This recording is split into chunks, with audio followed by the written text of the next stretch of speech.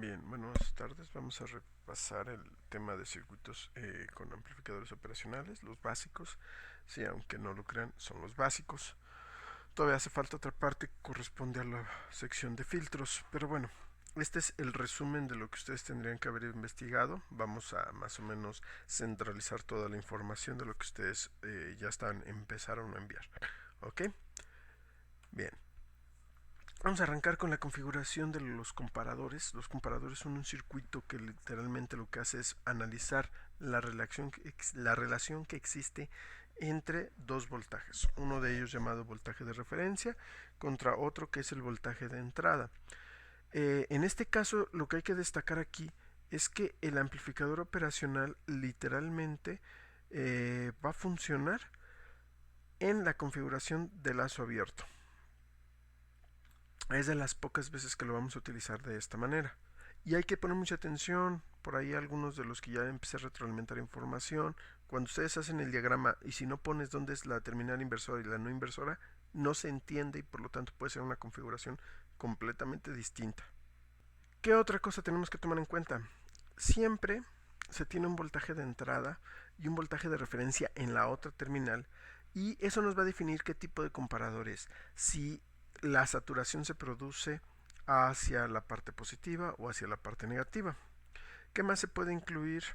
En este caso, un rango de trabajo, que es cuando ya le llamamos comparador con histéresis, lo que nos permite eliminar problemas de ruido. Pero bueno, esto lo veremos un poco más adelante. De entrada, ¿cuál es la configuración? Como decíamos nosotros, aquí estamos colocando un voltaje de entrada en la terminal positiva y un voltaje de referencia que es de tierra. Mi referencia es cero, por eso es que este es un comparador de nivel cero o detector de cruce por cero. Este caso es cuando nosotros vamos a saber hacia dónde es que me está dando mi valor. Si nosotros observamos aquí, recordamos, ¿qué es lo que va a pasar? Que el voltaje de entrada, cuando sea mayor a cero, va a hacer que mi sistema se sature. ¿Por qué? Porque la diferencia entre estos dos valores va a ser positiva y eso me va a mandar, si recordamos, aquí nos hace falta el voltaje B+, que es la saturación, y de este lado el voltaje B-, que sería el voltaje con el que nosotros vayamos a trabajar. ¿Qué va a suceder en ese momento? Que mi sistema literalmente me va a dar para semiciclos positivos un voltaje de saturación positiva. Para voltajes negativos me va a dar un voltaje de saturación negativa. En este caso nosotros estamos hablando literalmente que cada uno de estos dos voltajes son los que nosotros tenemos como límite en esta parte o en esta parte. Si nosotros hubiéramos colocado el valor de entrada en la terminal inversora y la referencia en la terminal positiva, ¿qué es lo que nos hubiera dado como salida? Si nosotros intercambiáramos estas dos terminales y aquí esto estuviera conectado a la terminal no inversora y este estuviera conectado a la terminal inversora, lo que nosotros tendríamos es que nuestro voltaje de entrada, cuando sea positivo, cuando el que gane sea el voltaje de entrada positivo, como está en la entrada inversora, el sistema se va a saturar. ¿Pero a dónde se va a saturar? Se va a saturar hacia la terminal negativa. Lo que tú tengas aquí es lo que nos va a dar de este lado. Mientras que si yo tengo un voltaje positivo y la señal de entrada cae por debajo de la referencia, como la señal que está ganando es la negativa, que es donde tengo el voltaje de entrada, lo que hace mi sistema es invierte, por lo tanto la saturación sería hacia el otro lado. Aquí nos queda al revés de como lo estábamos revisando en el caso anterior. En el caso anterior, mi señal cuando era positiva me daba positiva, cuando era negativa me daba negativa, porque en el caso anterior mi señal estaba colocada literalmente en la entrada no inversora. ¿Qué es lo que sucede en este caso? Que el voltaje de referencia no necesariamente debe de ser siempre el valor de cero. Puedo poner cualquier voltaje fijo, puedo poner un divisor de voltaje que está formado por estos dos parámetros, o puedo inclusive poner lo que nosotros tenemos acá, un diodo Zener o algún dispositivo que yo quiera. Lo que va a hacer mi sistema es que me va a comparar la entrada contra la señal que nosotros tengamos como referencia. Aquí literalmente lo que está haciendo mi sistema es que el punto de comparación es el voltaje de referencia y todo lo que suceda sobre este punto es cuando ocurren las transiciones. Como la señal de entrada está en la positiva, cuando el voltaje que gana es el positivo, la saturación se da hacia la región positiva. Cuando el que gana es el negativo, que es este que tenemos aquí, la referencia, cuando estoy por debajo, como quieras verlo, se satura hacia el otro lado. Por eso es que nosotros, ya mi señal de salida no está del mismo ancho cada uno de ellos. ¿Por qué? Porque ya estoy cambiando esta posición. ¿Qué pasaría si el voltaje de referencia que nosotros tenemos aquí lo colocáramos por encima de la señal de entrada? Es decir, por ejemplo, si yo le digo al sistema que el voltaje de referencia va a ser este rango,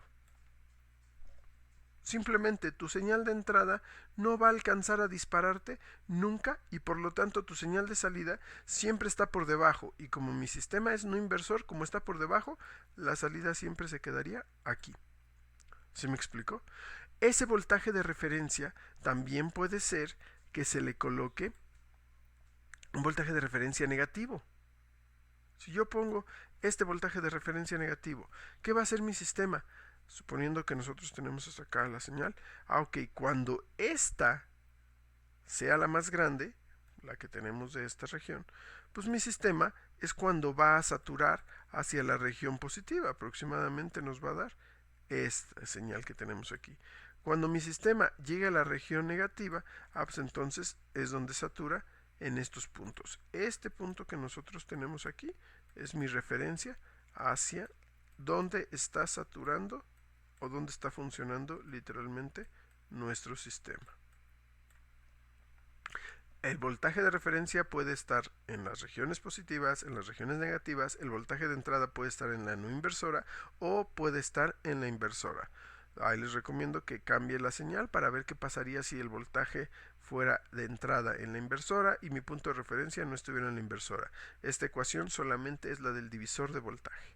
¿Qué sucede cuando nosotros tenemos señales de ruido? Aquí está. Yo tengo una referencia en 0 y mi sistema tiene un voltaje de entrada, pero que esa señal de entrada en realidad tiene ruido encima de la señal original. Lo que sucede literalmente es que va a haber regiones donde se prende, otras donde se apaga, donde se vuelve a prender, donde se vuelve a apagar, y entonces tu sistema está prendiendo, apagando, prendiendo, apagando, prendiendo, apagando. Eso es un problema. Si nosotros hablamos de estos ejemplos, por decir algo, yo dije, este es mi punto de referencia. Cuando la temperatura esté por arriba de este lado, tú vas a prender un ventilador. Pues no hay ningún problema. Durante todo el tiempo que estuvo la temperatura aquí arriba, prendió el ventilador y cuando se cayó por debajo de ese rango, el ventilador se apagó. Esto es lo que se utiliza normalmente en los controles más simples, que es encendido y apagado. Pero ¿qué pasaría si ese mismo problema nosotros lo presentamos aquí? Que aquí mi ventilador está prendiendo y apagando, prendiendo y apagando, prendiendo y apagando. Y esto literalmente va a dañar a mi sistema. Para evitar este problema de los rangos por literalmente el ruido que viene montado sobre la señal, lo que nosotros tenemos es que colocamos normalmente un rango de histéresis. Bien, ¿qué sucede en el comparador con histéresis? Literalmente, si observamos, hay una retroalimentación, pero la retroalimentación, si recordamos, la importante es la retroalimentación que va hacia la terminal negativa, porque eso me permite a mí disminuir el rango de trabajo de mi proceso. Es decir, el sistema iba a estar dentro de un rango de trabajo más simple. Bajábamos la ganancia, amplificábamos el ancho de banda, etcétera, etcétera. Pero aquí se está utilizando una retroalimentación positiva. Al tener una retroalimentación positiva, literalmente, lo que estoy haciendo es generar dos puntos de comparación. Un punto de comparación superior, un divisor de voltaje otra vez, y un voltaje de disparo inferior. Lo que nosotros tenemos de este lado. En ambos casos, son mis ecuaciones las que me describen un divisor de voltaje. ¿Qué es lo importante de este lado? Que esos voltajes ya no son o no están cercanos.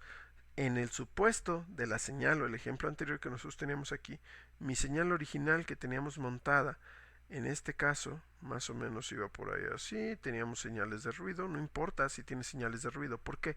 Porque tú estás comparando ahora en este punto. Este es el punto donde yo voy a encender la señal o vaya a cambiar mi señal. Pero observa aquí lo importante. Aquí ya está funcionando al revés, porque el voltaje de entrada sí va a estar conectado a la entrada inversora. ¿Estamos de acuerdo? Entonces, si nosotros observamos eso, mi sistema, ¿cuál es la que está?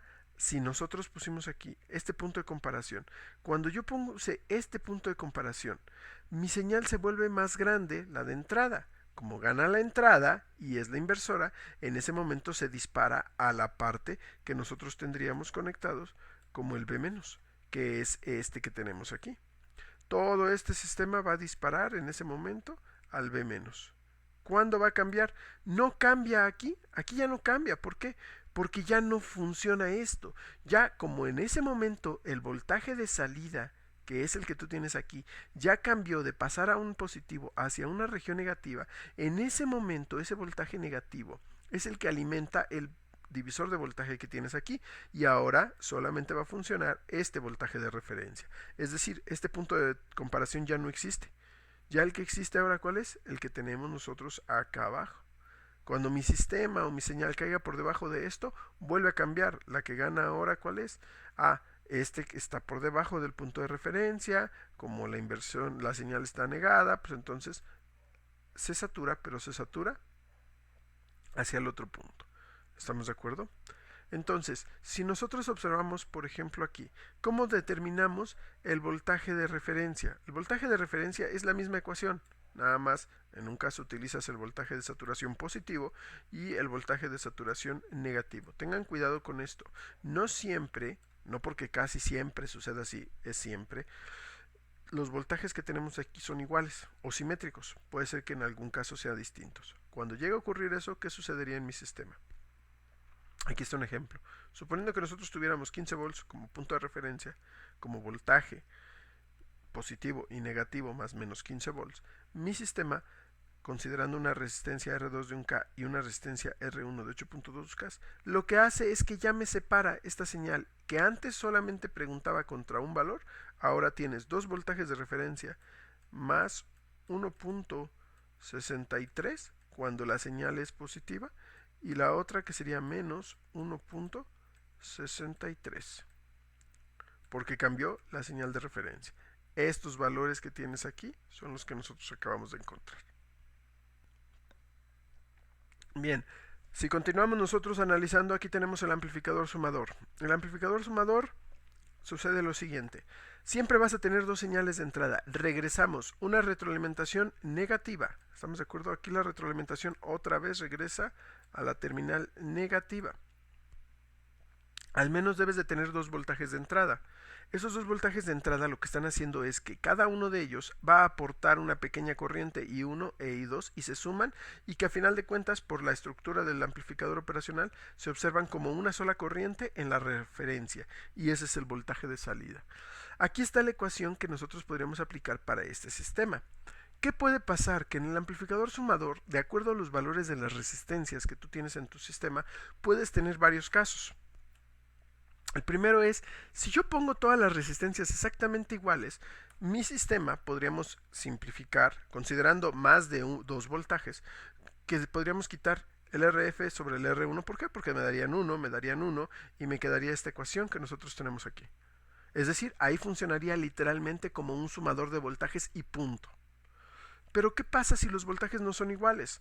Por ejemplo, aquí, si nosotros ponemos que la relación entre las resistencias RF y RI para todas, RF y esta RF y esta de acá, todas, tengan un valor exactamente igual al recíproco del número de entradas, mi sistema me va a calcular el promedio. Por ejemplo, si nosotros pusiéramos aquí, en este caso, y le decimos, ¿sabes qué? Pon una resistencia RF de 2K. Y acá abajo le pones una resistencia de cuánto para que me dé el recíproco del número de entradas, de 0.5, pues entonces a esta le vamos a dar un valor de 0.5 y un valor de 0.5 que sumados se convierten en 1, es decir, estamos controlando el peso de cada una de las entradas. Aquí sería 0.5 porque tenemos dos entradas. ¿Sí me explico? Es decir, se puede utilizar para calcular el promedio. Si yo tuviera un sistema con 5 entradas,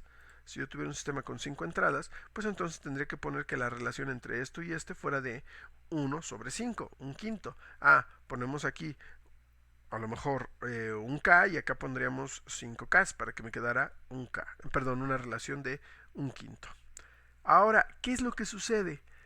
Si las resistencias todas son distintas, si todas las resistencias fueran distintas, cada una de ellas va a tener esta relación, una ganancia para el voltaje 1, una ganancia para el voltaje 2, una ganancia para el 3 y así para todos los voltajes tendrías uno solo en cada uno de los casos. En este caso, esto sí es importante. ¿Por qué? Porque aquí es la fórmula general. No importa si caíste en este, solitas se van a eliminar. No importa si caíste en este, solitos van a darme un quinto suponiendo que sean 5 entradas o un medio si fueran 2 entradas. Esta es la fórmula importante para nosotros. ¿Estamos de acuerdo? Cualquier tipo de sumador va a coincidir en estos casos. Normalmente cuando utilizas la estructura de que vengan diferentes los pesos es porque hay señales más importantes que otras, por ejemplo en los convertidores DAC. De hecho, era parte de lo que nosotros habíamos considerado que tenían que incluir en el resumen. Ahorita no voy a entrar en esos detalles. Finalmente, integrador y diferenciador. Aquí lo interesante es lo siguiente, que se está utilizando el principio de carga de un capacitor. Cuando yo hago pasar corriente a través de un capacitor, esa corriente lo va a ir cargando, lo va a ir almacenando su voltaje. Entonces, si yo lo conecto como el capacitor, la retroalimentación de mi sistema, este es un integrador ideal, lo que va a pasar es que mi sistema va a ir cargando poco a poco al capacitor. El problema es que nosotros tenemos otra vez los casos de la alimentación. ¿Qué sucede con SB más y qué sucede con SB menos? Bueno, pues que dependiendo de las magnitudes o de los valores que tú tengas ahí, puedes alcanzarlos más tarde o más lento. Eso ya dependerá de cada caso. Por ejemplo aquí, si yo alimento a mi señal de entrada con una señal que un tiempo está prendida, otro tiempo está apagada, prendido, apagado o positivo y negativo, el voltaje del capacitor, lo que va a suceder es que se va a cargar, se va a descargar, se va a cargar, se va a descargar. Y a mi salida me daría esto, un voltaje que primero se convierte en la carga, luego se descarga y así sucesivamente. Chequen lo siguiente, el voltaje de entrada está conectado ¿a dónde? A la negativa. Por eso es que cuando tienes un voltaje positivo, el voltaje de salida decae. Cuando yo tengo un voltaje negativo a la entrada, mi señal de salida aumenta. Por eso es que va al revés en este caso. Si revisamos ahora nosotros el diferenciador, básicamente utiliza el mismo principio. ¿Recuerdan qué era lo que les había comentado que deberías de hacer cuando tenías un capacitor en un circuito de amplificadores, de transistores? Si recordamos lo que habíamos dicho nosotros al respecto de los capacitores, que cuando los conectábamos en los circuitos de transistores, al momento de analizar la corriente directa, mi sistema iba a mandarme o lo iba a leer literalmente como un circuito abierto. Si yo aquí le pusiera un voltaje continuo, que si la señal era de corriente negativo, directa, no importa, por ejemplo, esta señal que tengo acá se considera un circuito abierto. Entonces, si aquí yo le conectara un voltaje de entrada, que a esta terminal estaría como un circuito abierto, una señal todo el tiempo continua. Esto responde solamente a cambios en la señal de entrada. Si solamente literal, la velocidad a la que vaya aumentando o la pendiente que tú tienes aquí es lo que te va a dar como resultado un voltaje fijo, porque lo que hace mi sistema es responde a la velocidad en la que se carga y descarga el capacitor. Si es un voltaje positivo, a la velocidad a la que se carga, pero como la entrada es a la inversora, por eso me da un voltaje negativo. Cuando mi sistema toma un voltaje que va a descargar el capacitor, un voltaje negativo o pendiente negativa, lo que va a hacer el sistema es que literalmente lo que va a tratar de generar es una señal constante pero positiva. Recuerdo por qué, porque la pendiente es negativa, como es inversor, me da salida positiva. Entonces, si nosotros observamos aquí dos parámetros importantes. Primero, el voltaje de salida ¿de qué depende? En este caso, el voltaje del capacitor respecto al tiempo. Es decir, estamos viendo cuánto tiempo se va a cargar, eso es lo que te va a dar la constante de tiempo de tu circuito. La constante de tiempo es la relación resistencia-capacitor. Si nosotros revisáramos, y aquí decimos, esto equivale a una recta, esto equivale a X. Ok, ¿puedes calcular la derivada de X? Sí, ¿a qué te va a dar? A una constante. ¿Estamos de acuerdo? La derivada, por ejemplo, de 3x, si tú calcularas la derivada de ese valor, ¿cuánto te daba? La derivada de 3x me da 3. porque el 3x, el 3 representaba la pendiente que tú tenías aquí. Por eso me da esta magnitud. Es la aproximación de una derivación. ¿Estamos de acuerdo? ¿Qué sucedería de este lado? Cuando tú calculas la integral, si tú tienes una variable o una constante y dices, yo tengo un voltaje de entrada de 2 volts. 2 volts. Y yo integro ese valor de 2 volts respecto a x. ¿Se puede? Sí, claro que sí. Esto te daría 2 veces x. 2 veces x más c. La c no me interesa. Recuerda que aquí, como está entrando a la entrada inversora, me da una recta con una pendiente de menos 2, que es esta recta. Estoy simulando el proceso de integración. El valor del 2 es la magnitud que tienes a la entrada, positivo o negativo. El valor de la pendiente tiene que ver precisamente con ese valor y qué tan rápido se carga o se descarga. Es decir, la relación de cambio de voltaje de salida respecto al tiempo que dura esta señal es igual al voltaje de entrada que tú le estés conectando entre la relación resistencia-capacitor que tengas entre los parámetros que tienes de este lado. Cada uno de ellos con la variable negativa. ¿Por qué la variable negativa? Porque mi voltaje literalmente corresponde a que la entrada está en la terminal inversora. Bien, les quedan a ustedes dependientes estos ejercicios que aparecen aquí. Son de comparadores, comparador con histéresis. Aquí está el del comparador, que era similar al que habíamos analizado en un ejercicio previo. Me decía mi circuito qué valores tenías, pues yo lo único que tenía que hacer era calcularlos y listo. No voy a resolverlos ahorita, acá están los otros para los sumadores. Aquí yo les diría lo siguiente. Lo que quiero hacer aquí es que ustedes revisen la información, la puedan checar y a partir de ellos saquen sus resultados. El día jueves yo voy a abrir una sesión, los voy a mantener informados para quienes tengan dudas se puedan conectar en nuestro horario de clase, aproximadamente por ahí 1 hora, resuelvo los ejercicios, muestro las soluciones de cada uno de ellos y los puedan verificar. ¿Estamos? Incluidos los sumadores, incluidos los del integrador que tenemos aquí o el derivador que tenemos de este lado. Entonces, pues básicamente aquí lo que estamos buscando es presentar la misma información que ustedes ya tenían, que ya sacaron, más o menos una explicación un poquito más adelante.